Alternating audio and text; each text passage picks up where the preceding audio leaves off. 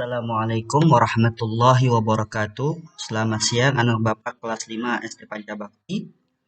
Pada siang hari ini kita akan belajar mengenai kisah Nabi Daud alaihissalam dan kisah Nabi Sulaiman alaihissalam. Namun sebelum itu mari kita berdoa terlebih dahulu. Bismillahirrahmanirrahim.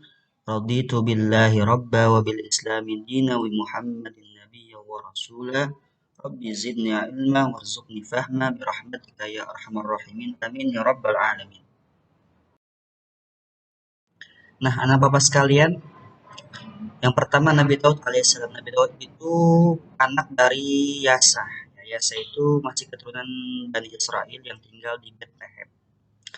Nabi Daud alaihissalam ini pernah mengalahkan Raja Jalut ya pada saat perperangan dengan Raja Talut dengan hanya menggunakan ketapel, kemudian kena ke bagian jidatnya Raja Jalut dan akhirnya dia pun tewas di peperangan itu. Lalu Nabi Daud alaihissalam diangkat menjadi panglima perang.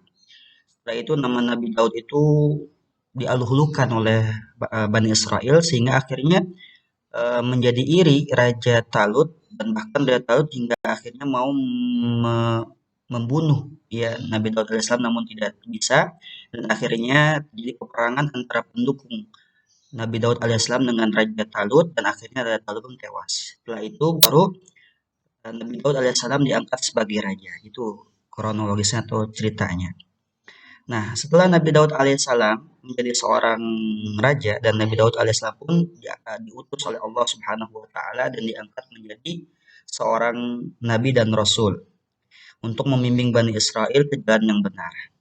Nah, untuk membimbing itu Allah Subhanahu wa taala memberikan mukjizat kepada Nabi Daud alaihissalam berupa kitab Zabur. Nah, dan juga ada mukjizat lain lagi dari yang Allah berikan kepada Nabi Daud alaihissalam. Yang pertama mampu melunakkan besi, yang kedua dapat memerintahkan gunung dan burung untuk bertasbih, ketiga memiliki suara merdu, keempat dapat menyerap pengetahuan dalam waktu singkat. Nah, kerelaan Nabi Daud alaihissalam, ya beliau itu keberaniannya, berani loh, raja yang adil dan hidup dalam kesederhanaan.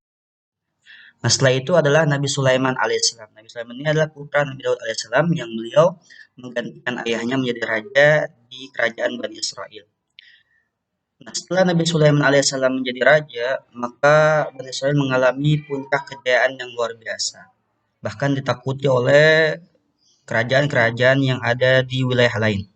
Bahkan kerajaan yang dipimpin oleh Ratu Balqis yang ada di Sabah sampai mereka ketar-ketir dengan kerajaan Nabi Sulaiman karena ketika burung hudhud memberikan kabar bahwa ada singgasana besar ya di Yaman, Ratu Balqis, maka kata Nabi Sulaiman, saya ingin Ratu Balqis dan rakyat Sabah menyembah Allah. Nah, hingga pada akhirnya Ratu Balqis tidak bisa mengelak sedikit pun karena kekuatan yang dimiliki oleh Nabi Sulaiman dan kerajaannya, pasukannya begitu terkenal, maka akhirnya menerima dan akhirnya Nabi Sulaiman alaihissalam meminta bantuan Asif bin Barkhiyah untuk memindahkan singgasana Ratu Balqis ke kerajaan Bani Israel digabungkan sehingga akhirnya Ratu Balqis dinikahi oleh Nabi Sulaiman alaihissalam.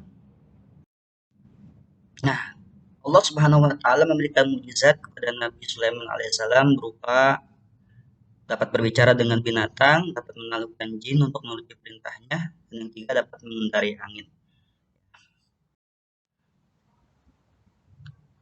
Dan Nabi Sulaiman alaihissalam memiliki sifat mulia, pertama bersenang memimpin pemerintahan, bersikap adil kepada rakyat, dan yang ketiga taat kepada Allah Subhanahu wa taala. Nah, tugas untuk kalian anak Bapak adalah kerjakan aktivitas Islam halaman 70 dan buatlah video yang sedang menceritakan kisah perjalanan Nabi Daud alaihissalam dan Nabi Sulaiman alaihissalam. Itu saja anak Bapak, terima kasih banyak.